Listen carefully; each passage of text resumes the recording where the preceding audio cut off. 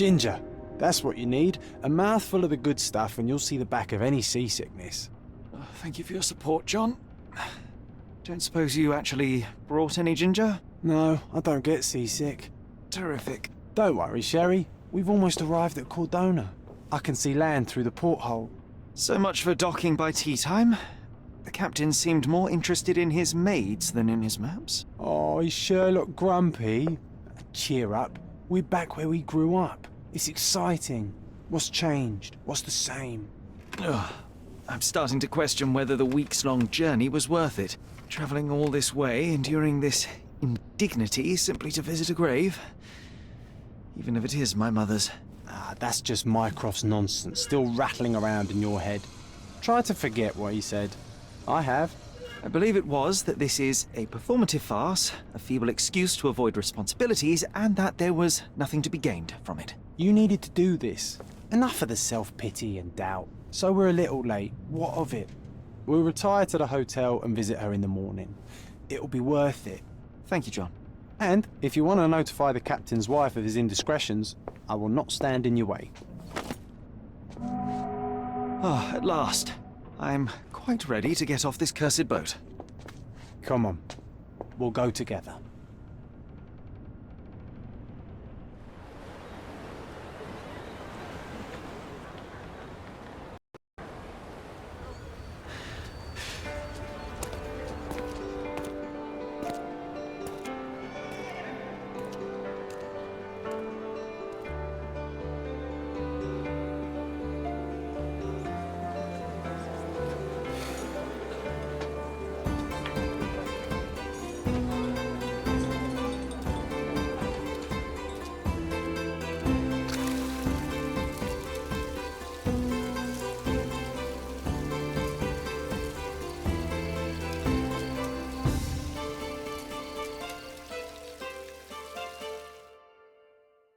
Hey, Sherry, come on, catch up. Yes, yes.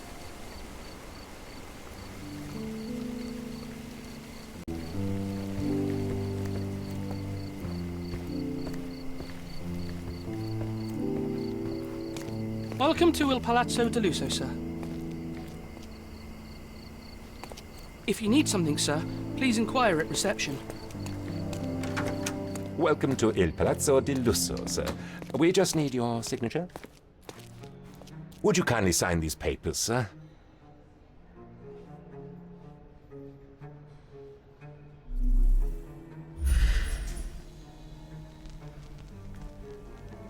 There you are. Ah, Mr. Holmes. Yes, we have room 221 prepared for you. I see it was reserved for 2 people. Would you like a second key? Oh, no, I think we'll stick together. Very good. Rooms are upstairs, sir. Welcome to Cordona. Hurry up, Sherlock. I want to see our room. I hope there's a balcony with a view.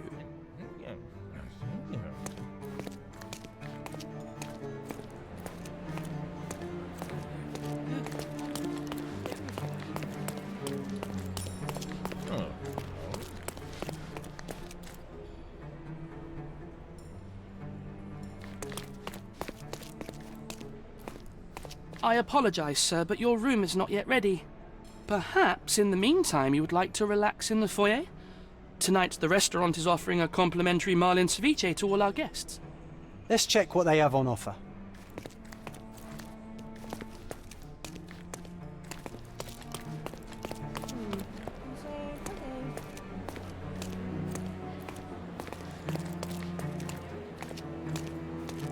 Hey, Sherry. Just our luck. If seafood's not to your taste, everyone loves Benedict's batch. Our poached eggs with hollandaise sauce.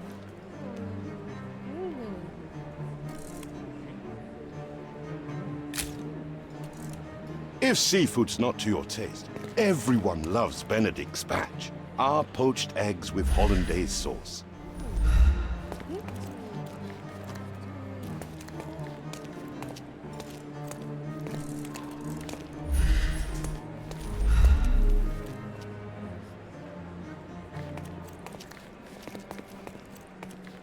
Pardon, monsieur, but I am not in the mood to talk.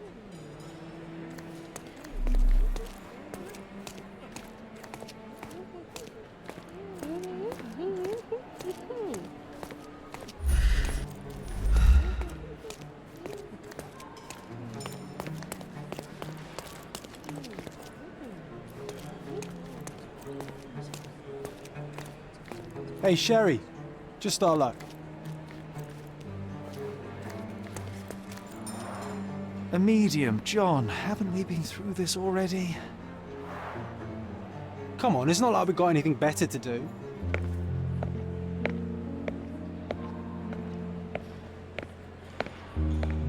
Excuse me, sir, but I believe Mr. Galich is conducting a séance at the moment. Perhaps you'd care to have your portrait drawn while you wait? Why? Pardon me? Why should I sit for a portrait? Sir, it's art. It doesn't need a why. It is its own justification. All things require justification, be they objects, systems, or beliefs. How about art as the lens through which we see the truth of the world? That's backward. Truth is not subjective and not complicated. It's just the truth. It either is or it isn't.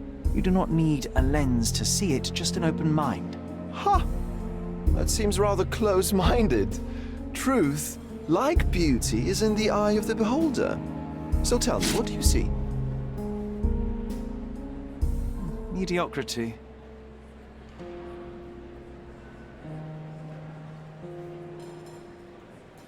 Come now, Sherry. What did he do to deserve that?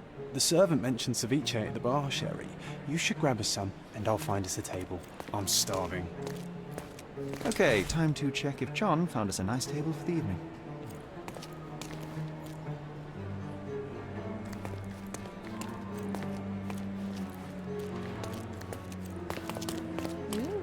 Sherry, I'm over here with my new Ursine companion. What are you waiting for? Put the dish down so we can tuck in. Cordona's even quieter than I remembered. It's going to be a long evening. Ah, come now, Sherry. What say we amuse ourselves with a little game? What were you thinking? Oh, promise me it isn't nonsense. After being cooped up on that boat, I am itching for activity. No. As you can see, someone left a cane on our table. I simply thought you could identify its owner. Ah, so it is nonsense. It'll take me a minute, John, at most. Well then, you can deliver it to him as well. Deliver it to him? Then what are the staff here for? Aesthetics? Stubborn, Sherry, too stubborn. You wanted something to do. Slapping oneself in the face is also something to do. That doesn't make it worthwhile. But all right, let me take a look.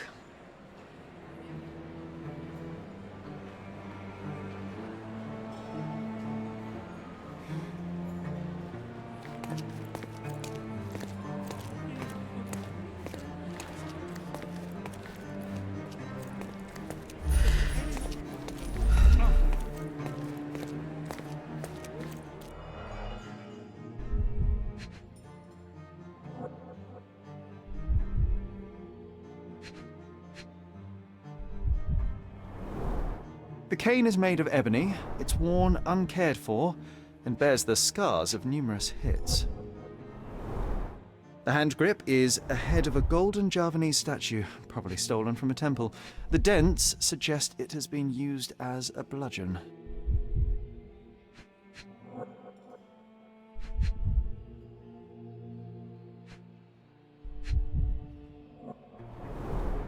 A crest depicting a bulb of garlic in a meadow, perhaps the Fielding family or Meadows, or Craven, from the Old English name meaning garlic place. This cane is an expensive and ostentatious weapon. Its owner must be vain, volatile, and of noble English blood. Take it with you, Sherry. Let's return it to its owner. All right, I hope you noted down your observations in your casebook. But how are you going to find this nobleman? The cane itself is not enough. I may have to ask other guests if they saw who was here.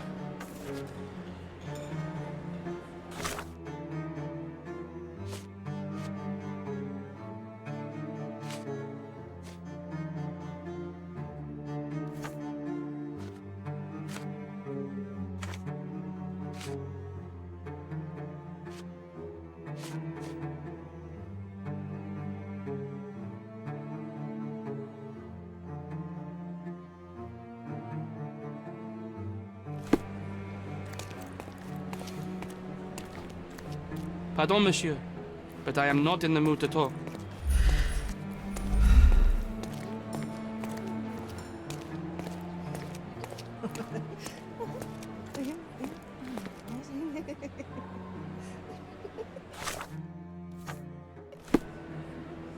Could you help me? That's a question I can answer.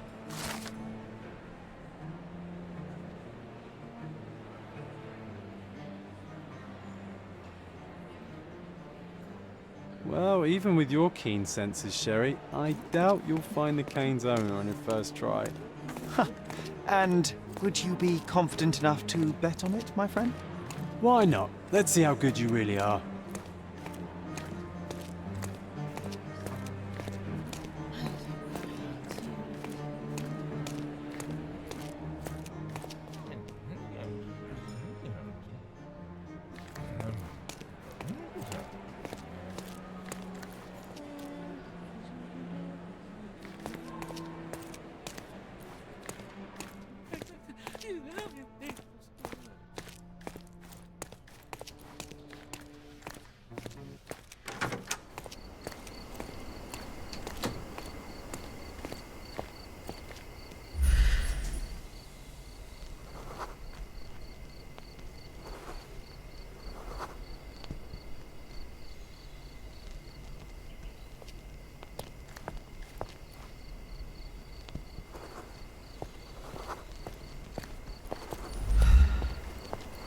Are you able to help me?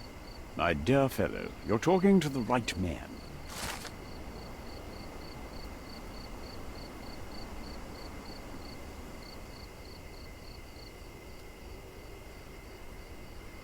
Hey, Sherry, don't we now have the perfect excuse to visit the seance? I'm just going to give the cane to its owner. You will not persuade me to take part in this show.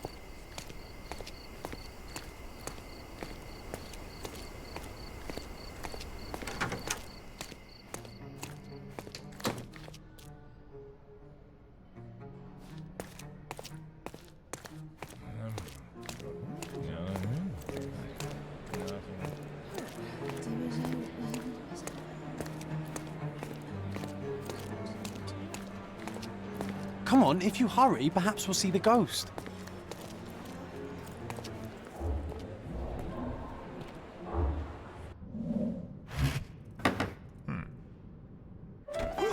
This hotel, this island, it's full of thieves.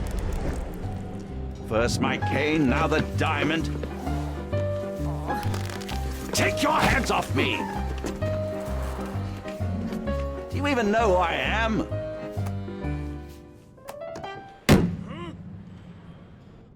Hey, boy! That's my cane! I get that a lot. It's a very common design. What? No, that's a custom-made. A joke. A joke. It was left at my table in the restaurant. I thought it deserved to be returned. Well, I'll be... It is rare to encounter a straight-fingered true penny these days. What a gentleman. But I must ask, how did you know I was the rightful owner?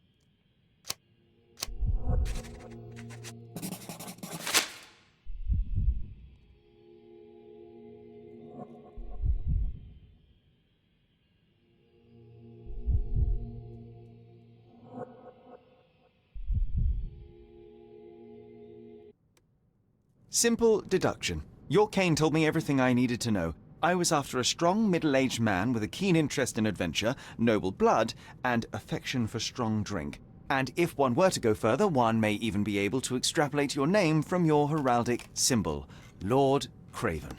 Marvelous. Simply marvelous. That's me, Lord Andrew Craven. You are the real medium. You hear that, Emma? Well, you found my cane. Perhaps you can locate my diamond, too. Yes, you should do it. It will be child's play for you, Mr. Holmes. And if a child can do it, then I'm sure the local police can suffice. The police? Why bother? I know this harlequin stole it. The only question is, where is it hidden? Fine. Give me my stick and I'll resolve the matter myself. This thief almost confessed after a single punch. I suspect a beating may result in answers of questionable veracity. Fine. I shall spare you and he the trouble if you first answer me this. How does a priceless diamond become the subject of a séance? It is an unusual accoutrement. Emma wished to speak with its former owners. My grandfather told us it belonged to a Rajah, an Indian king.